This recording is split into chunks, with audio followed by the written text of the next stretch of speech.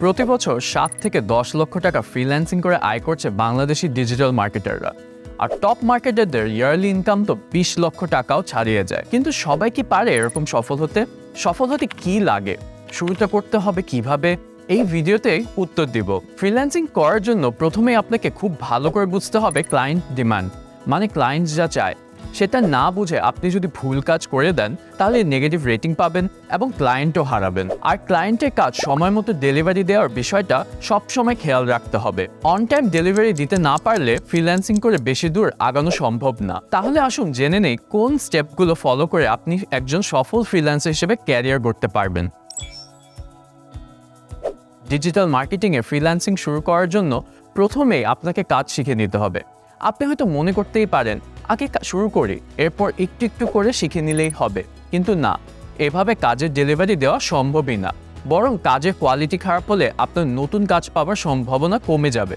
তবে আপনাকে সব কাজ পুরোপুরি শিখে নিতে হবে তা কিন্তু নয়। যে ক্যাটাগরির কাজ আপনি বেশি প্রেফার করেন বা যে ক্যাটাগরি নিয়ে তাড়াতাড়ি শিখতে পারেন সেই ক্যাটাগরি দিয়ে ফ্রিল্যান্সিং শুরু করেন, পরে অন্য ক্যাটাগরিতে ফোকাস করতেই পারবেন। ফ্রিল্যান্সিংয়ের শুরুতেই যদি একসাথে কয়েকটি প্ল্যাটফর্মে অ্যাকাউন্ট বানান তাহলে আপনার কাজ পাওয়া ও ম্যানেজ করা কঠিন হয়ে দাঁড়াবে, সময়েরও অপচয় হবে। তাই যে কোনো একটি ফ্রিল্যান্সিং প্ল্যাটফর্মে সাইন আপ করুন। স্কিল আর কনফিডেন্স থাকলে সর্বোচ্চ 2টা প্ল্যাটফর্মে অ্যাকাউন্ট বানিয়ে নিতে পারেন। তবে আপনি একবারে 2টি অ্যাকাউন্ট কতটুকু ম্যানেজ করতে পারবেন সেটা আগে ভেবে নিতে হবে।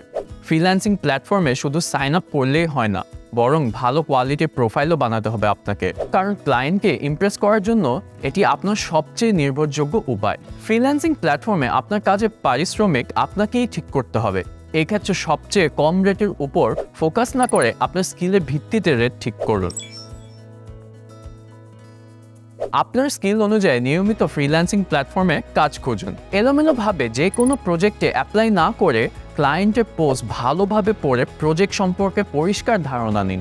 যদি প্রজেক্ট আপনার স্কিলের সাথে যায় ও কোয়ালিটি কাজের ডেলিভারি দেওয়ার কনফিডেন্স থাকে তাহলেই শুধু কাজের প্রপোজাল পাঠান। ক্লায়েন্টের প্রতিটি ডিমান্ডকে গুরুত্ব দিয়ে কাজের প্রপোজাল তৈরি করুন। কিভাবে ক্লায়েন্টের কাজ কমপ্লিট করবেন সে সম্পর্কে লিখুন।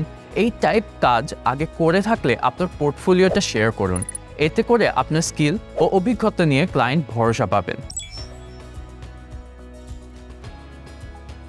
আপনার প্রধান কাজ হলো যে কোনো প্রজেক্ট নির্দিষ্ট সময়ের মধ্যে ডেলিভারি করা। তা না হলে পেমেন্ট আটকে যাওয়া ও খারাপ রিভিউ সহ বিভিন্ন সমস্যায় পড়তে হবে আপনাকে। কোনো প্রজেক্টে কাজ করার সময় যদি দেখেন যে নির্ধারিত সময়ের চেয়ে বেশি সময় দরকার তাহলে ক্লায়েন্টকে ঠিকভাবে বুঝিয়ে বলুন ও ডেডলাইন বাড়ানোর অনুরোধ করুন। এতে করে অযাচিত সমস্যায় পড়তে হবে না। প্রতিটি ফ্রিল্যান্সিং প্রজেক্ট আপনার জন্য এক একটি নতুন অর্জন। তাই কোনো প্রজেক্ট শেষ করার সাথে সাথে আপনার পোর্টফোলিও আপডেট করুন, কারণ আপডেটেড পোর্টফোলিওর আপনার নতুন ক্লায়েন্ট পাওয়ার সম্ভাবনা বাড়াবে। নির্ধারিত সময়ের মধ্যে ভালো কোয়ালিটির প্রজেক্ট ডেলিভারি দিতে পারলে যে কোনো ক্লায়েন্ট আপনার যোগ্যতায় বিশ্বাস করবেন। তাই আপনার করা প্রজেক্ট ক্লায়েন্টের পছন্দ হলে তার কাছ থেকে রেফারেন্স ও রিভিউ নিয়ে রাখুন।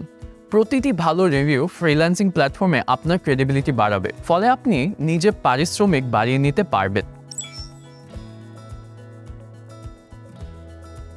ফ্রিল্যান্সিংয়ে নির্দিষ্ট সময়ের মধ্যে ভালো কাজের ডেলিভারি দেওয়া চ্যালেঞ্জিং একটি কাজ। তাই আপনার স্কিলের লেভেল, কাজ করার স্টাইল, কাজ করার সময় আর প্রজেক্টের ডিমান্ড সহ বিভিন্ন বিষয় মাথায় রেখে একটি ওয়ার্কফ্লো দাঁড়া করান। এটি আপনার প্রজেক্ট ম্যানেজমেন্টকে অনেকাংশে সহজ করে দেবে।